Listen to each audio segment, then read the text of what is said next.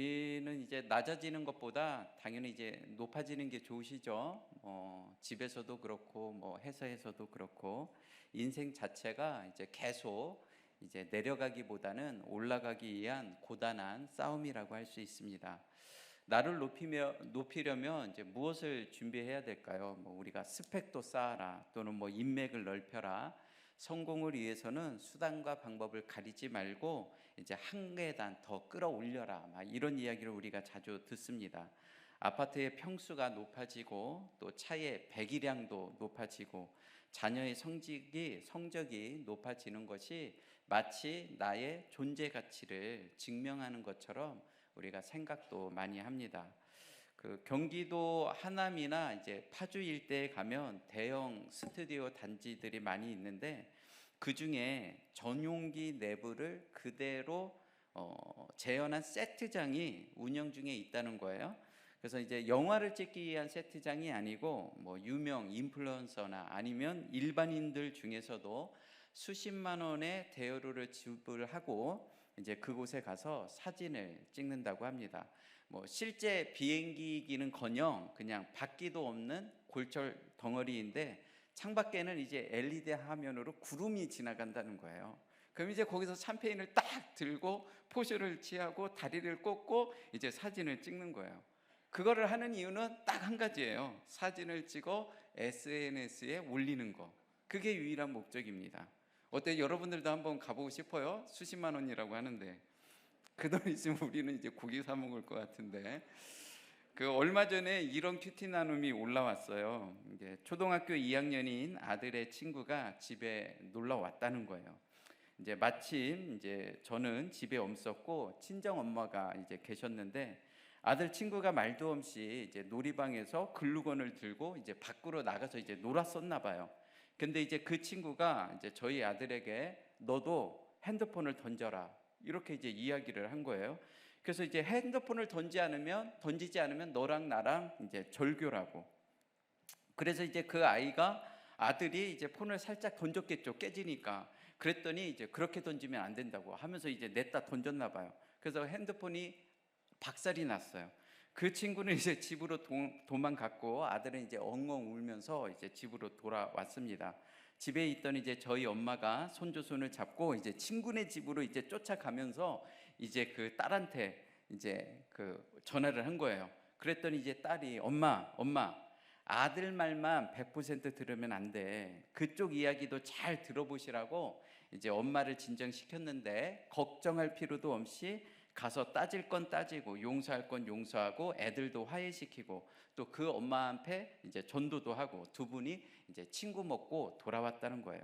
그래서 이제 그 엄마가 이제 울면서 저에게 이제 사과 전화를 하셨대요. 이제 그 사이 아이들끼리는 벌써 또 화해가 다 돼서 저녁까지 또 놀다가 갔다고 합니다. 저녁 때 그 아이 엄마로부터 이제 장문의 사과 문자가 왔어요. 그래서 문자만 보면 무슨 그냥 대역죄인을 진 것처럼 느껴졌다고 합니다. 오늘은 누구누구가 실수할 수 있고 또 내일은 우리 아들이 실수할 수도 있죠. 아이들은 결국 화해할 거고 앞으로도 놀다가 싸우다가 화해하는 일이 계속 있을 거예요. 둘이 실컷 놀고 싸우고 화해하면서 같이 건강하게 자라도록 도와주면 좋겠어요. 이제 저도 아이의 엄마에게 단문을 보냈다고 합니다. 그 친구 엄마 아빠는 정말 괜찮은 분들이었고 아이도 귀엽고 사회성도 발달한 편이었는데, 근데 왜 갑자기 그랬을까, 이제 그런 생각을 하게 되셨다는 거예요. 그 아이가 처음 우리 집에 놀러 왔을 때 우리 집이 넓다며 깜짝 놀란 거예요, 그 아이가. 그래서 주방 구경해도 돼요? 보통 아이들은 이러지 않는데 막 저기도 방이 있어요 막 하면서 집 구경을 막 하던 아이였다고 합니다. 집에 갈 무렵에 데려다 줄까, 무슨 아파트에 사니 이제 물어보니 순간 아이가 이제 의기소침을 해줬다는 거예요. 그래서 저는 무슨 아파트 안 살아요. 그럼 어디 살아? 그냥 서곡 살아요. 서곡 어디? 그랬더니 무슨 주공 아파트요, 이렇게 얘기를 했다는 거예요. 아이가 기어 들어가는 목소리로 창피해하는 모습이 느껴졌고 아이의 형편을 호구조사할 의도는 전혀 없었는데 아이의 반응에 저도 이제 당황을 했다고 하셔요. 큐티를 하면서 묵상을 해보니 아들이 우리 아빠는 치과 의사예요. 우리 아빠는 서울대 나왔어요. 이런 말들을 종종 하는 걸 이제 기억이 났다는 거예요. 그래서 이를테면 이제 택시 기사가 아유 이 녀석 그냥 똑똑하게 생겼네. 엄마 아빠 중에 누구 닮았어? 이러면 아들은 냉큼 우리 아빠 서울대 나왔어요. 이렇게 이제 대답을 한다는 거예요. 누군가 그런 아이의 모습을 봤다면 참 이 녀석 영악하다고 하지 않았을까 그런 생각이 들었다는 거예요. 사실 아들은 서울대가 뭔지도 모른다는 거예요. 오늘 예수님의 제자들이 예루살렘의 성전을 가리키면서 선생님 보시옵소서라고 한 것처럼 저도 보소서 서울대가 어떠하니까 치과 의사와 변호사가 또 어떠하리이까 저 스스로 인정하고 싶지 않지만 아이에게 제가 그런 모습을 다 보여준 것 같다고 오늘 큐티 말씀에는 돌 하나도 돌 위에 남지 않고 다 무너질 거라고 하셨는데 그 말씀을 보면서 여러 가지 생각을 하신 것 같습니다. 적용으로 이렇게 적으셨어요. 매일 큐티를 사수하겠습니다. 예배를 소중히 여기겠습니다. 아이가 엄마 아빠 자랑할 때 내심 흐뭇해한 것을 회개하겠습니다. 아들 친구의 엄마에게 큐티인을 선물하겠습니다.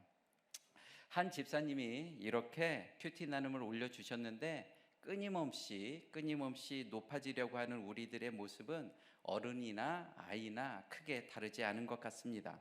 하지만 이렇게 큐티를 하시면서 또 나의 높아짐을 묵상하고 회개하는 모습에 이제 은혜가 많이 되었습니다.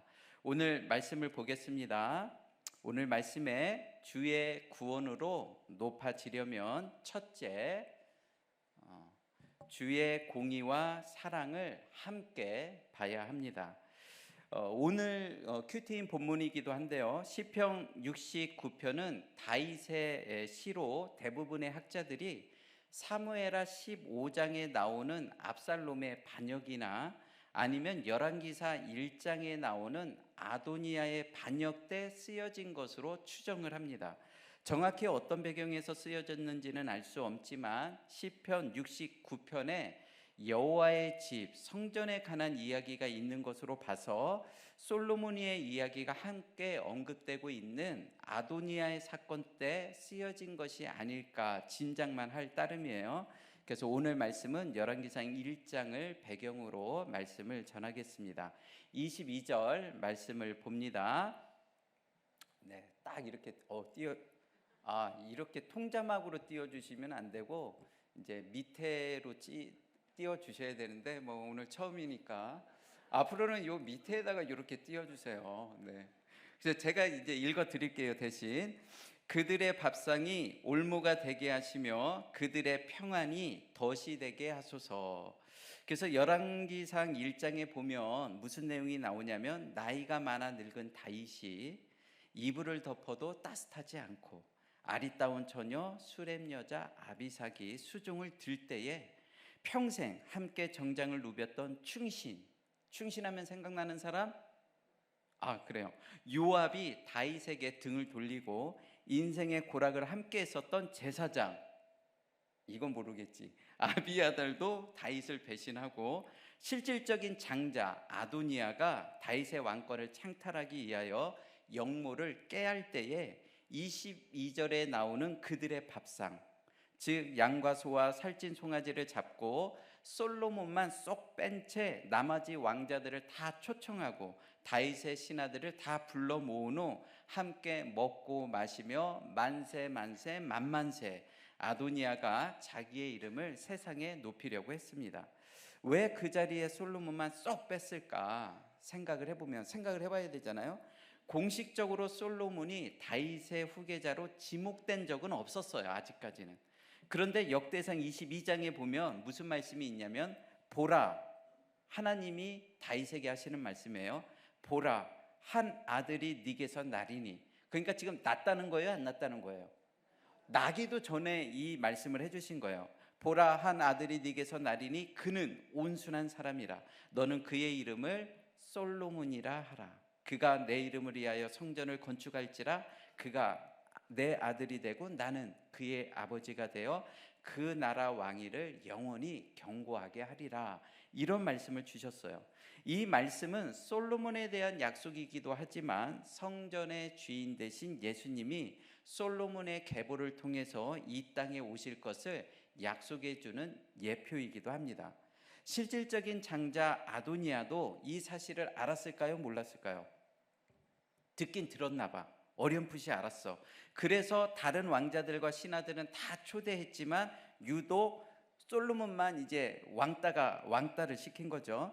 그런데 이제 정말 중요한 질문, 또 띵크를 해봐야 되잖아요. 다윗은 뭐라고 그랬어요? 아까 나이가 들어 이불을 덮어도 따뜻하지 않을 정도로 몸이 쇠약해질 대로 쇠약해졌는데 왜 솔로몬에게 기름을 붓지 않았을까라는 생각이 들었어요. 다윗이 좀 더 빨리 교통정리를 했었다면 신하들 간에 편이 갈라지는 일도 없었고 형제들 간에 불상사도 없고 사전에 다 예방이 될 수 있잖아요. 이처럼 우리 주위에도 부모님이 돌아가시기 전에 유산 문제를 잘 정리하면 깔끔한데 그게 안 돼서 이제 장례 이후에 형제들 간에 이제 어려움을 겪는 경우도 있습니다. 다윗의 인생을 살펴보면 첫째 아들 암논은 배다른 여동생 다말을 범하였다가 압살롬에게 죽임을 당했습니다. 둘째 아들 길르압은 일찍 병사를 했어요. 내 아들 압살롬아 다윗이 목 놓아 울었던 셋째 아들 압살롬은 백주 대낮에 아비의 후궁들을 범하며 역모를 깨었지만 다윗의 충신 혹은 충견 요압에게 죽임을 당함으로 넷째 아들 아도니아가 다윗의 실질적인 장자가 되었습니다. 역대상 22장 5절 말씀에 보면 다윗이 솔로몬에 대해서 뭐라고 얘기를 하냐면 솔로몬을 가리켜 어리고 미숙하다라는 표현을 썼어요. 반면에 열왕기상 1장 6절 말씀에 보면 아도니아는 용모가 심히 중수하고 네가 어찌하여 그리하였느냐 이런 말을 다윗이 아도니아에게 한 번도 한 적이 없대요. 그 말씀이 쓰여 있어요. 마치 야곱이 죽는 날까지 어렸을 때부터 용모가 단정하고 빼어난 총리 요셉을 내려놓지 못하다가 죽음이 임박한 가운데 요셉이 아니고 며느리와 동침한 유다가 약속의 자녀구나라는 걸 인정하게 됐잖아요. 다윗이 평생 사랑한 아들은 압살롬이요, 압살롬이 허망하게 죽은 후에는 용모가 심히 중수한 아도니아에게 마음을 많이 빼앗겼던 것 같습니다. 하지만 약속의 자녀 솔로몬은 여전히 다윗의 눈에는 어리고 미숙하게만 보였다는 것이에요. 이처럼 우리가 하나님을 믿어도 약속의 말씀보다는 내 눈에 좋은 것, 용모가 단정하고 빼어난 것에 우리들의 마음을 금세 빼앗길 때가 많습니다. 세상에서 세상의 이름으로 각자 높아지고 싶은 것들이 있기 때문이에요. 그런데 그런 아들 아도니아가 부왕 다윗에게 허락도 받지 않고 다윗의 사람들을 자기의 밥상으로 다 불러 모으노 양과 소와 살찐 송아지를 잡고 먹고 마시며 만세 만만세 자기의 이름을 높였던 것입니다. 부왕은 지금 병들고 늙어 이불을 덮어도 따뜻하지 않고 이렇게 갇혀 있는데 말이죠. 열왕기상 1장에 보면 나단 선지자와 솔로몬의 친모 밧세바가 이 소식을 듣고 지혜롭게 신속하게 다윗을 아련하고 여호와의 말씀을 상기시키매 그제야 다윗이 그동안 분별을 못했다기보다는 자기가 자기를 어떻게 할 수 없는 자기의 연민 때문에 차일피일 미루던 것을 말씀에 의지하여 정광 석화처럼 신속하게 집행하면서 쓴 시가 바로 오늘 시편 69편이라고 생각이 됩니다. 22절에서 25절 말씀을 이어서 봅니다. 22절 그들의 밥상이 올무가 되게 하시며 그들의 평안이 덫이 되게 하소서. 그들의 눈이 어두워 보지 못하게 하시며 그들의 허리가 항상 떨리게 하소서. 주의 분노를 그들 위에 부으시며 주의 맹렬하신 노가 그들에게 미치게 하소서. 그들의 거처가 황폐하게 하시며 그들의 장막에 사는 자가 없게 하소서. 다윗이 그들을 향하여 저주를 퍼붓고 있어요. 밥상이 올무가 되고 눈이 어두워지고 그들의 거처가 황폐하게 해달라고 이야기를 합니다. 22절부터 28절까지 그들에게 무려 11번이나 같은 단어가 반복되고 있습니다. 열왕기상 1장과 2장을 보면 그들은 도대체 누군가? 첫째 아도니아, 실질적인 장자, 둘째 요압, 셋째 아비아달, 그리고 넷째 시므이를 가리킵니다. 26절 말씀을 봅니다. 26절 말씀에 무릇 그들이 주께서 치신 자를 핍박하며 주께서 상하게 하신 자의 슬픔을 말하였사오니. 26절 말씀은 이제 여러 번 읽고 이제 꼼꼼히 문맥을 살펴야 돼요. 다윗이 자기를 가리켜서 하는 말이 아니고 예수님의 십자가 사역을 예표하는 말씀이기도 합니다. 다윗이 자기를 가리켜서 하는 얘기이기도 하지만 예수님의 십자가 사역을 예표하는 말씀이기도 해요. 26절 말씀에 보면 뭐라고 했어요? 주께서 치신 자, 주께서 하나님이 치신 자가 있다는 거예요. 그리고 주께서 상하게 하신 자, 주께서 상하게 하신 자가 있다는 거예요. 다윗 자기를 가리켜서 하는 말이기도 하지만 궁극적으로는 우리를 대신해서 십자가에 달리실 예수 그리스도를 예표하는 말씀이기도 합니다. 26절 말씀을 다시 봅니다. 무릇 그들이 주께서 치신 자를 핍박하며 주께서 상하게 하신 자의 슬픔을 말하였사오니. 여기서 슬픔을 말하였다는 것은 다윗의 슬픔을 비웃고 조롱하고 떠벌리며 다녔다는 이야기예요.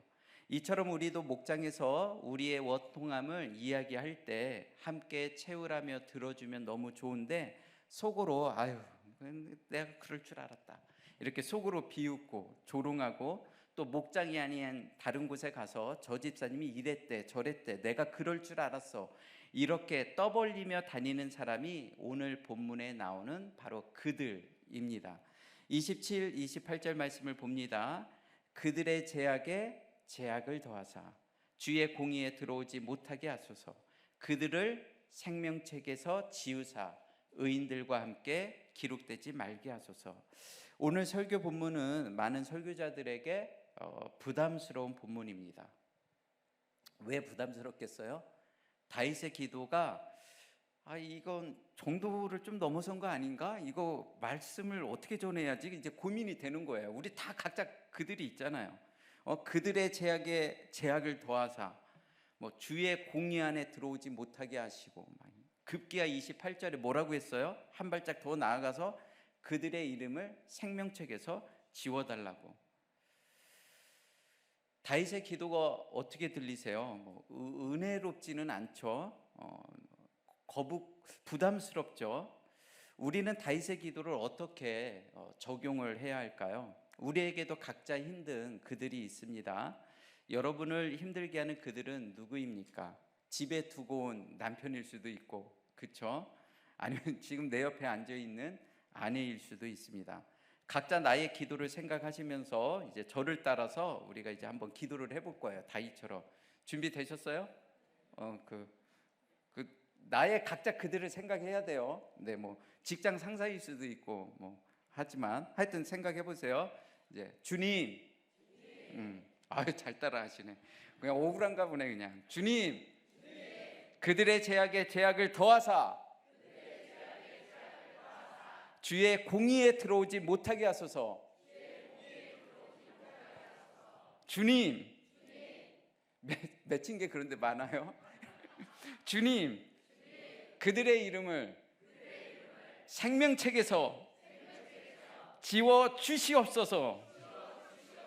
지금 이제 다윗이 이렇게 기도를 하는 거라고요.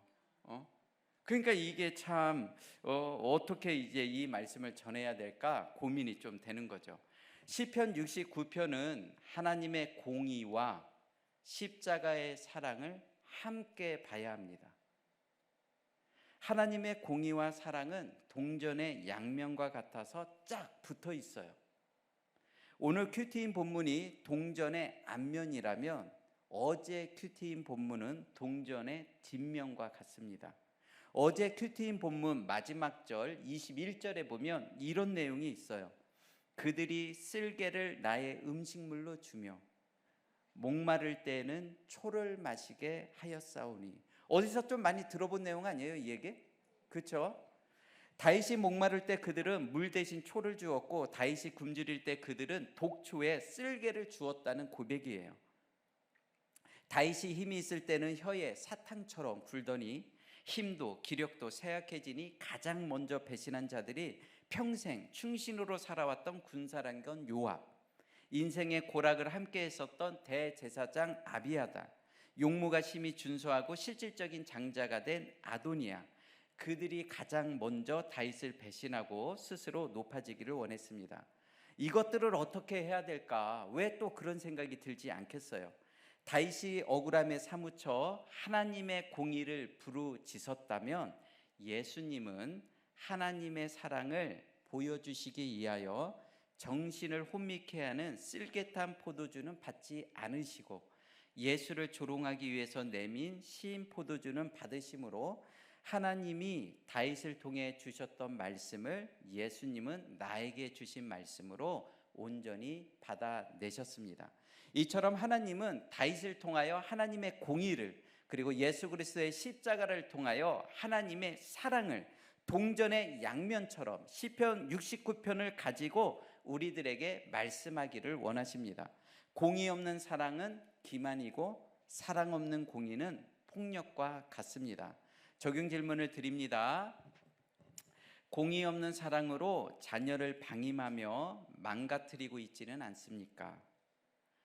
사랑 없는 공의로 폭력을 행하고 있지는 않습니까? 스스로 높아지려고 하는 것은 무엇입니까? 주의 구원으로 나를 높이려면 두 번째, 심령이 가난한 자가 되어야 합니다. 29절 말씀을 봅니다. 오직 나는 가난하고 슬프오니 하나님이여 주의 구원으로 나를 높이소서. 22절부터 28절까지 그들에게 무려 11번이나 그들의 이름을 부르며 저주에 가까운 공의를 부르짖었던 다윗이 29절부터 갑자기 상한 심령이 되었어요. 무슨 일이 있었을까 이제 생각을 해보게 되는 거죠. 그들이 나를 괴롭히고 그들이 나를 치는 것 같아도 곰곰이 다윗도 우리 아까 집사님도 띵크를 한 것처럼 다윗도 곰곰이 띵크를 했을 거 아니에요. 곰곰이 생각을 해보니 그들이 나를 괴롭히는 것이 아니고 실상은 하나님이 나를 핍박하시고 하나님이 나를 상하게 하셨다는 것이 인정이 되는 거예요.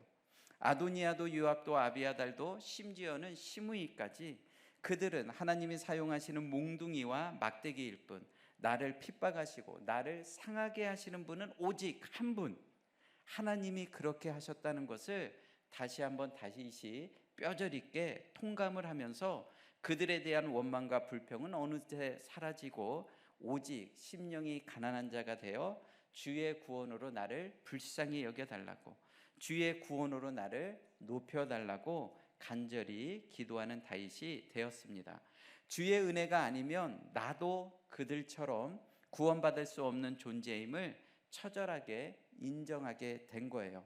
그들 가운데 내가 있다는 것을 다윗이 봤습니다. 그들의 모습 가운데 내 모습도 있다는 것을 봤어요. 다윗이 그럼 어떤 죄를 봤을까요? 먼저 밧세바의 사건을 빼놓을 수가 없겠죠. 솔로몬에게 선뜻 기름을 붓지 못한 이유도 아마 솔로몬이 밧세바의 자녀이기 때문이었을 거예요. 이미 오래전의 일이지만 유다가 며느리와 동침한 것처럼 솔로몬은 밧세바의 자녀이고, 솔로몬을 볼 때마다 죽은 아이와 충신 우리아가 떠오르지 않았겠습니까? 평생 다윗의 꼬리표처럼 따라다닐 수밖에 없는 거예요. 조용히 사라지면 그것도 잊혀지겠죠. 10년 20년 지났으니까. 그런데 밧세바의 자녀가 왕이 되었으니 그것이 어떻게 사람들의 입방아를 왜 안 찍겠습니까? 하나님이 솔로몬에게 특별한 은혜를 부어주신 것도 잘 알면서 차일피일 미루며 밧세바의 아들이 아닌 용모가 심히 준수한 핫깃의 아들 아도니아에게 문득 시선이 갔었던 것은 아닐까 생각을 해보게 됩니다. 하나님은 다윗이 이 땅에서 사명을 다하는 날까지 온전히 자기의 죄를 직면하기를 원하셨습니다. 기억 속에서 지울 수만 있다면 지우고 싶은, 여러분들도 그런 게 다 하나씩 있잖아요. 돌이킬 수만 있다면 내가 다시 돌이키고 싶은, 잊을 수만 있다면 잊고 싶은, 인생 최대의 실수를 아무도 보지 못하는 땅속 깊은 곳에 숨기고 싶지 않았겠습니까? 하지만 하나님은 하나님의 공의와 사랑이 무엇인지를 우리에게 알려주시기 위해 우리아의 아내 밧세바가 낳은 아이를 7일 만에 데려가시고 스스로 정죄하며 죽을 수밖에 없는 그 밧세바에게 새 생명을 허락하시고 그 아들의 이름을 샬롬, 솔로몬이라고 하나님께서 직접 이름을 지어주시며 그가 장차 하나님의 집을 짓게 될 것이라고 약속해 주셨습니다. 이처럼 하나님의 공의와 사랑은 이런 거라는 것을 다윗의 인생을 통해 우리에게 보여주고 싶은 거예요. 솔로몬의 이름의 뜻이 샬롬, 평강이었던 것처럼 회개하는 우리에게 하나님의 공의와 사랑, 평강이 함께하기를 소망합니다. 다윗이 죽기 전에 또 어떤 죄를 생각을 했을까요? 다윗이 노년에 인구조사를 실시했는데 그것이 하나님 앞에서 큰 죄가 되었습니다. 그 일로 단 3일 만에 무려 7만 명의 백성들이 목숨을 잃었어요. 단순한 인구조사가 아니고 나라가 부강해지니 하나님보다 군사력을 의지하면서 실시한 인구조사였습니다. 충신인지 충견인지 배신자 요압은 그 일에도 앞장을 섰어요. 항상 앞장서는 사람은 요압이에요.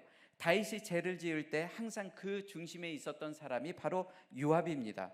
우리아의 아내 밧세바가 임신했을 때 그 죄를 감추기 위해서 누구에게 밀서를 보내요? 요압에게 밀서를 보내서 요압은 한치의 망설임도 없이 진짜 충신 우리아를 사지로 몰아서 죽게 만들었습니다. 누가 충신이고 누가 충신이 아닌 충견인지 우리는 너무 잘 알고 있잖아요. 하지만 다윗은 평생 그의 인생을 통하여 그들의 모습 가운데 내 모습이 있었다는 것을 요압을 통해 볼 수밖에 없었던 것입니다. 오직 나는 가난하고 슬퍼오니 하나님이여 주의 이름으로 주의 구원으로 나를 높여달라고 이야기할 수밖에 없는, 고백할 수밖에 없는 시편이 69편의 회개의 기도입니다. 하지만 요압은 성경 어디를 봐도 회개했다는 내용이 하나도 없습니다. 그래서 요압은 그 끝이 좋지가 않습니다. 30절에서 31절 말씀을 봅니다. 내가 노래로 하나님의 이름을 찬송하며 감사함으로 하나님을 위대하시다 하리니 이것이 소, 고, 뿔과 굽이 있는 항소를 드림보다 여호와를 더욱 기쁘시게 함이 될 것이라. 다윗이 심령이 가난한 자가 되어 구원의 노래를 부르게 되니 그 옆에 있는 사람들도 함께 은혜를 받게 된다고 하십니다. 32절 말씀에 공고한 자가 이를 보고 기뻐하나니 하나님을 찾는 너희들아 너희 마음을 소생케 할지어다. 공고한 자가 그것 다윗의 모습을 보고 기뻐한 것처럼 우리도 공고한 마음으로 목장에 찾아갔는데 나보다 더 힘든 사람들이 힘든 것 같은데 그분들이 심령이 가난한 자가 되어 구원의 노래를 부를 때 우리의 마음도 덩달아 소생케 되는 경험이 있잖아요. 다윗이 지금 그 이야기를 하고 있습니다. 한 부목자님의 책은 큐티 나눔이에요. 이제 그분이 이렇게 표현을 했어요. 저는 선한 얼굴로 사람들을 대하지만 항상 웃으세요. 이분은 누군지 알지 모르겠네. 항상 남자인데 이렇게 항상 웃기 쉽지 않아요. 누구를 봐도 항상 웃어요. 벌써 알아요 누군지? 저는 선한 얼굴로 사람들을 대하지만 신혼 초부터 아내를 심히 괴롭히고 폭력을 행한 적도 있습니다. 지금은 교회를 떠나 있는 아내의 구원을 위해 기도하고 있는데 어제 아들과 아내 사이에 큰 소동이 있었습니다. 자식들에게 세상적으로 헌신하는 아내인데 아들이 함부로 엄마를 대하다 보니 아내는 화가 나서 아들에게 막말을 쏟아냈고 저는 중간에서 누구의 편을 들어야 되는지 이렇게 꿀먹은 벙어리가 되어 아내와 아들의 눈치를 살피며 조심히 있을 수밖에 없었습니다. 소동이 끝나고 아내에게 많이 속상하지 이제 물어보니 아내는 짜증난다고 그냥 내일부터 아들 밥 차려주고 학교 가는 거 당신이 챙기라고 이렇게 해서 이제 알겠다고 했다는 거예요. 그리고 이제 아들의 이제 방문을 또 열고 들어가서 엄마한테 함부로 얘기해서 너도 마음이 불편하지? 이렇게 물어봤더니 아들은 자기는 잘못한 게 하나도 없다며 그냥 씩씩거렸다는 거예요, 아들이. 그래서 저는 이제 그런 아들에게 타이르듯이 엄마도 아들이랑 다투고 속으로는 이제 울 거라고 말해주면서 엄마 말투가 세서 그렇지 속은 참 따뜻한 사람이야. 서로 상처 주는 말을 하지 않았으면 좋겠다고 이제 아들에게 잘 자라고 인사를 하고 이제 나왔대요. 그래서 이제 아침에 일어나 이제 밥을 이제 또 아내가 일어나서 또 밥은 다 차렸나 봐요. 밥을 차린 아내에게 내가 늦게 일어나서 미안하다고 말을 한 후 아들을 깨워 밥 먹이고 설거지하고 쓰레기 정리를 한 후 이제 아내가 이제 아들을 태우고 이제 학교에 보내나 봐요. 이제 차에 문을 열고 이제 이렇게 가려고 해서 자기야 오늘도 수고하고 잘 다녀와 이렇게 이제 아내한테 인사를 건넸대요. 그래서 이제 제가 아내를 아껴주고 사랑하는 마음이 없으니 이제 아들도 아내를 함부로 대하고 막말을 하는 것 같아서 이 모든 것이 나 때문이라는 생각이 들었다고 합니다. 해결가 되어서 아내에게 또 카톡을 보냈다고 해요. 자기야 어제 많이 속상했지? 녀석이 엄마한테 너무 함부로 하는 건 아닌가 싶어. 내가 기회 봐서 따끔하게 뭐라고 해줄게. 나는 자기 같은 사람이 우리 엄마였으면 업고 다녔을 텐데 이제 난 항상 자기 편이니까 너무 속상해하지 마요. 점심 맛있게 먹고 오늘 비도 오고 컨디션도 안 좋은데 힘내요. 화이팅. 이제 이렇게 또 톡을 보냈다는 거예요.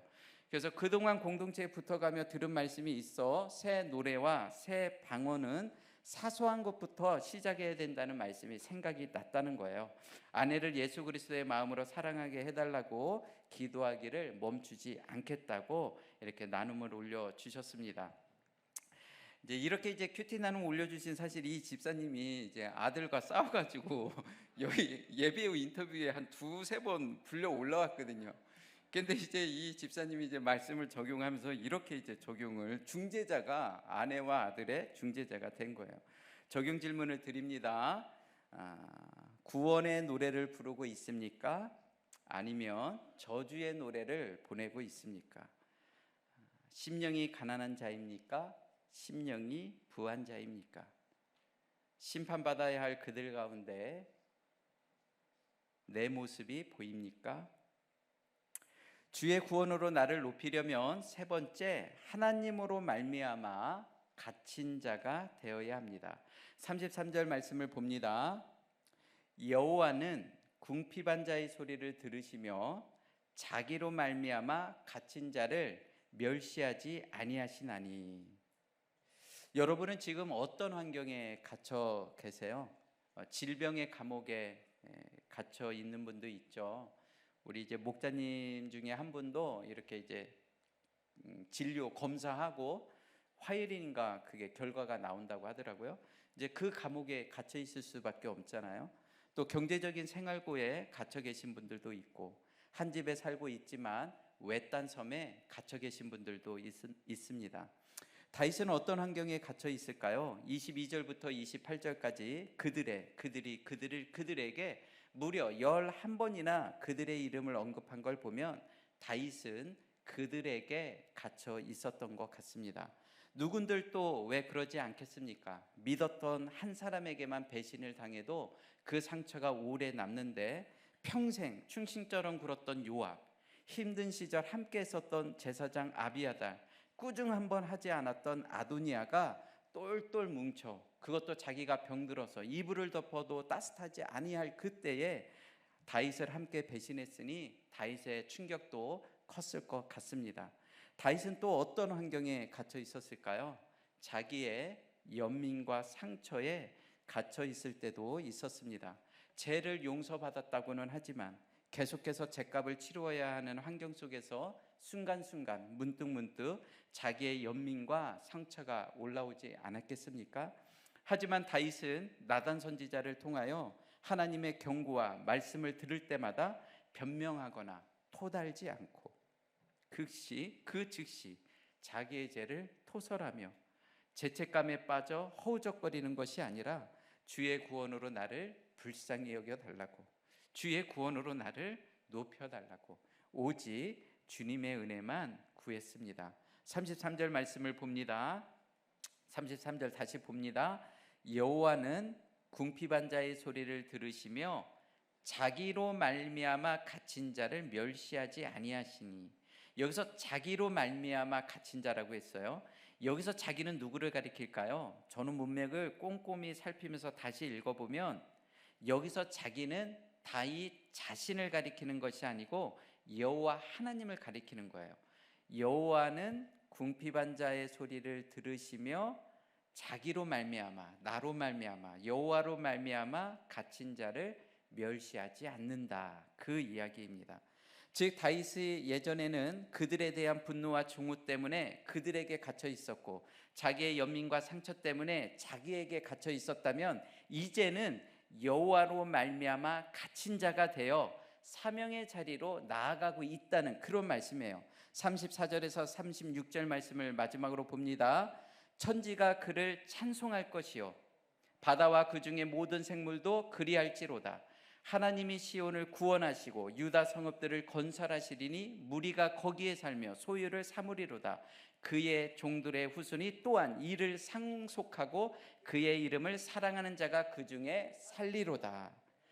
그들에게 갇혀 있는 사람은 저주를 쏟아내고 나의 연민과 상처에 갇혀 있는 사람은 스스로를 병들게 하고 하나님으로 갇혀 있는 사람은 사명으로 나아간다는 말씀입니다. 마치 사도 바울이 억울하게 감옥에 갇혔어도 감옥 안에서 감사 찬양을 함으로 간수장과 그 집안 사람들이 다 구원받은 것처럼 이제 다윗도 더 이상 그들에게 갇혀 있지 않고 자기의 연민과 상처에도 더 이상 머물러 있지 않고 하나님으로 말미암아 갇힌 자가 되어 하나님을 찬미하고 유다 성읍 공동체가 세워지고 사명을 감당하는 모든 종들의 후손들이 상속자가 될 것을 믿음의 눈으로 바라보는 것입니다. 여러분들은 오늘 말씀에 어떤 공동체를 세워가시기를 원하십니까? 작년 1년 동안 강주채플에 여러 가지 일들이 있었어요. 담당 목사인 저도 자충우돌하는 시간이 아니었을까 싶습니다.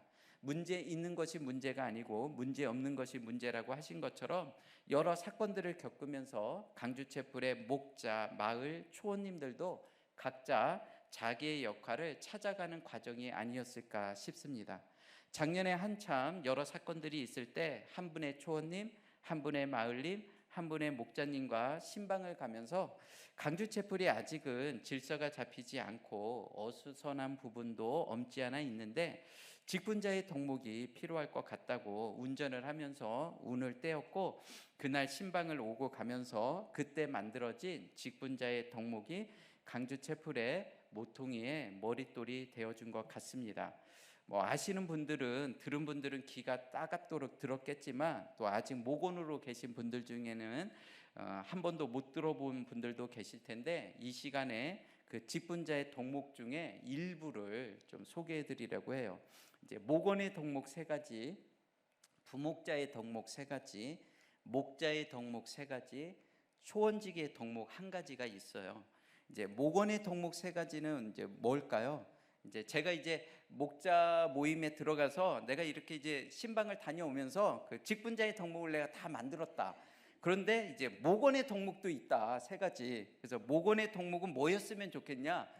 먼저 한번 의견을 얘기해봐라. 그랬더니 이제 목자님들이 목자가 전화하면 전화 잘 받기. 이제 이런 거를 하더라고. 또 목장에 빠지지 않고 나오기, 기타 등등 이제 소망사항을 많이 이야기를 했어요. 그래서 내가 참 야 그 꿈 깨시라고 무슨 그런 게 있냐. 그래서 내가 딱 3가지로 정리를 해주겠다 이제 하고선 제가 이제 설명을 드렸는데 첫째, 억지로 끌려 나오는 분. 그러면 이거다. 아니 목원이 억지로 끌려 나오면 이거지. 더 이상 뭘 바라냐. 예배 시간 맞춰서 나오고 뭐하고 그거는 그런 건 기대를 하지 말라고. 우리 목자님 때를 한번 생각해 보라고. 목자님 예배 시간 잘 지켰어요? 그래서 억지로 끌려 나오면 그거는 목원의 역할을 다 한 거다. 2번째, 원망과 불평을 쏟아내는 분. 아니 그건 너무 당연한 거 아니냐. 환난당하고 빚지고 원통한 사람들만 다 오라고 했는데 환난당하고 원통하고 빚진 사람들이 와서 막 웃으면서 찬양을 하겠어요? 그런 사람들이 오시면 당연히 원망과 불평을 쏟아내야죠. 사실 우리 목자님, 마을님 다들 했잖아요. 많이 했잖아요. 예? 우리 막 김영성 마을님 앞에 앉아 계시네. 많이 했잖아요. 그거를 이제 막 1시간, 2시간씩 들어준 분들이 막 있단 말이에요. 그래서 목원의 덕목 두 번째는 원망과 불평을 쏟아내면 그게 최고다. 왕따. 마지막 세 번째, 갈등이 충만한 분. 갈등이 충만하니까 갈등을 일으킬 수도 있다. 근데 그거는 하나도 이상한 게 아니고 목원이 목원의 역할을 하는 거다. 그래서 제가 이제 우리 목자님들한테 항상 강조하는 게, 목원이 목원의 역할을 할 때 목자는 목자의 역할을 하고 마을지기는 마을지기의 역할을 하면 좋겠다. 이 이야기를 이제 자주 해요. 목원이 자기 역할을 너무 잘하는 거잖아요. 그럼 우리는 목자의 덕목도 있고 부목자의 덕목도 있고 마을지기의 덕목도 있으니 그냥 우리는 우리의 역할을 하면 되지 않겠느냐. 그 이야기를 지난 1년을 지나면서 이야기를 해왔습니다. 세상 공동체는 사건 사고가 일어나면 먼저 시시비비를 가린 후 팩트에 맞춰서 잘못한 사람이 피해자에게 사과를 한다면 교회 공동체는 그런 공동체가 아닙니다. 교회 공동체는 사건 사고가 일어났을 때 먼저 전후 상황을 세심하게 살피기는 하지만 팩트보다는 한 영혼에 대한 애통함으로 먼저 직분자가 다가가야 합니다. 그러기 위해서는 내가 들은 이야기가 다가 아니고 직분자들끼리 먼저 서로를 신뢰하고 기다려주는 것이 필요할 것 같다고, 그런 이야기를 지난 1년 동안 많이 하게 되었습니다. 목원의 덕목은 뭐라고 그랬죠 아까?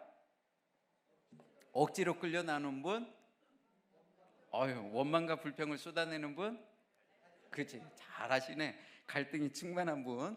그래서 그냥 나라고 생각하시면 돼요. 그런데 이제 다 얘기할 수는 없고 목자의 덕목까지만 얘기를 하려고 그래요. 목자의 덕목 첫 번째는 목원을 품고 부목자를 양육하는 분이에요. 근데 우리가 이제 성급할 때가 많더라고. 우리 목자님들이 막 온 지 얼마 안 됐는데 원망과 불평을 쏟아내야 되잖아요. 속에 있는 거를 다 쏟아내야 돼. 그런데 이제 조금 듣다가 한 번은 잘 듣지, 두 번도 잘 들어. 그게 이제 한 석 달 가면 이제 못 듣는 거야. 그래서 막 목원을 가르치려고 해. 그래서 절대 그러지 마라. 목원은 무조건 품는 거다. 하나부터 10까지 다 품어라. 정 하고 싶으면 부목자 세운 다음에 해라. 그게 이제 주제가요. 그래서 목원은 품고, 근데 이제 부목자가 됐는데도 양육을 안 하시는 경우가 또 있더라고. 그래서 목원은 품고 부목자는 양육하는 분, 그분이 목자의 직분을 감당하는 분이 아닌가. 그런데 제가 또 지난 1년을 지나면서 저 스스로를 보면서 깨달은 게, 목원을 품는 것도 사랑이지만 부목자를 양육하는 것도 사랑이구나. 제가 그걸 깨달았어요. 대단한 거 깨달은 것 같네. 근데 나는 대단한 걸 깨달은 거야. 왜냐면 제가 이제 한 열심이 있어. 그래서 제가 옛날에 이제 희문 판교에서 이제 양육교사 하고 막 그럴 때는 막 나보고 이제 그 양육교사 딱 끝나면 막 바늘로 찔러도 안 들어갈 것 같아. 막 그랬거든. 양육 그럼 뭐 양육은 제대로 해야지. 근데 이제 그게 아니더라고요. 목원을 품는 것도 사랑이지만 부목자를 양육하는 것도 사랑이더라고요. 근데 제가 사랑이 많이 부족합니다. 두 번째는 이제 목자의 덕목 두 번째, 날마다 큐티의 본이 되는 분. 날마다 큐티를 하는 사람이 아니라고 제가 목자들에게 얘기했어요. 날마다 큐티하는 거 아니다. 날마다 큐티의 본이 되는 분이다. 즉, 나도 저 목자님처럼 큐티를 도대체 어떻게 하는 거야? 나도 배우고 싶은데, 그런 마음이 들게끔 날마다 큐티의 본이 되는 분. 억지로 처방하지 마라. 그냥 날마다 큐티의 본이 되면 저절로 양육된다. 이런 얘기. 그리고 마지막 세 번째가 메인바를 즐거워하는 분입니다. 우리 목자님들 가운데 힘든 환경에서 목자의 직분을 감당하시는 분들이 많아요. 그런 분들을 제가 생각하면서 메인바를 즐거워하는 분이라고 이렇게 세 번째 덕목으로 넣습니다. 여기서 메인바를 즐거워한다는 것은 오늘 주인 말씀처럼 여호와로 말미암아 갇힌 자를 의미합니다. 마지막으로 한 목자님의 큐티 나눔을 읽어드리고 오늘 말씀을 마치려고 해요. 이런 큐티 나눔을 올려주셨어요. 감당해야 할 지출과 음식점의 여러 일들, 집안일들이 오롯이 내 몫이다. 그래서 주여 도와주소서, 괴롭습니다 하고 기도하게 된다. 내가 져야 할 십자가이고 내가 견뎌야 할 일들이지만 감당할 수 있도록 힘을 달라고 기도하지만 깨어있지 못해서 제자들처럼 잠이 들 때가 많은 것 같다. 순간순간 감사하지 못하고 남편과 딸이 원수처럼 보이기 때문이다. 일을 마치고 늦은 밤 집에 들어오면 딸과 남편은 나에게 먹을 것을 요구한다. 맛있게 요리해 주기를 바라고 해주고 나면 아무도 치우지 않는다. 빨래가 쌓이고 설거지거리가 쌓이고 먼지가 쌓이고 쓰레기가 쌓여도 아무도 모른 채 한다. 딸은 자기가 더 피곤하다고 하며 먹고는 몇 시간씩 게임을 하다가 패션쇼를 하며 자기가 먹은 그릇 하나 치우지 않고 스트레스를 해소한다. 남편은 양껏 먹고 내가 치우지 않으면 몇 날 며칠 그릇은 그대로 쌓아둔다. 같이 기도하거나 말씀 볼 수 없는 그들이기에 아직은 나 혼자 기도할 수밖에 없고 혼자 집안일도 감당하고 혼자 말씀으로 해석해 나가야 한다. 당장 눈에는 구원이 희미하지만 눈물로 씨를 뿌리면 기쁨으로 단을 거둔다고 하신 것처럼 하나님께서 기억해 주시기를 간절히 소망합니다. 그들이 나의 원수가 아니라 내가 앞으로 쌓을 상급임을 기억하게 해주시기를, 깨어있지 못한 나를 주의 제자들처럼 끝까지 사명 감당할 수 있도록 도와주시기를. 적용, 오늘 저녁에도 여전한 방식으로 청소하고 맛있는 음식을 만들어 주겠습니다. 그리고 쇼츠 안 보고 말씀 보고 일찍 자겠습니다. 기도도 적어주셨어요. 하나님 아버지, 저는 말씀을 볼 때마다 예수님 또는 하나님이 차갑고 냉정하게만 느껴졌어요.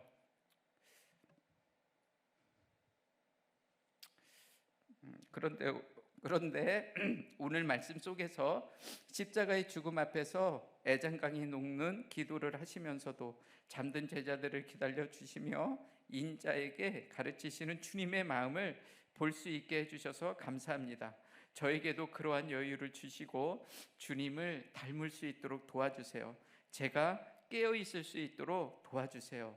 예수님의 이름으로 기도드린다고 이렇게 큐티 나눔을 올려주셨습니다. 우리 목자님이 정말 오늘 말씀처럼 그들을 저주하다가 자기의 연민 속에 빠져 살다가 여호와로 말미암아 갇힌 자가 되어 목자의 직분을 감당하는 줄 믿습니다. 우리 목원 집사님들도 우리 목자님들을 좀 존경해 주세요. 네, 적용 질문을 드립니다. 나는 누구로 말미암아 갇힌 자가 되었습니까? 원망하는 그들입니까? 연민에 빠진 나입니까? 여호와 하나님입니까? 갇힌 환경에서 사명의 자리로 나아가고 있습니까? 말씀을 맺겠습니다. 주의 구원으로 높아지려면 하나님의 공의와 십자가의 사랑이 하나인 것을 깨달아야 하고, 심령이 가난한 자가 되어 구원의 노래를 불러야 하고, 내 상처와 연민이 아닌 하나님으로 말미암아 갇힌 자가 되어 살아갈 때에 공동체도 세워지고 우리의 자녀들도 믿음의 유산을 물려받을 줄 믿습니다. 우리 찬양하고 함께 기도하겠습니다.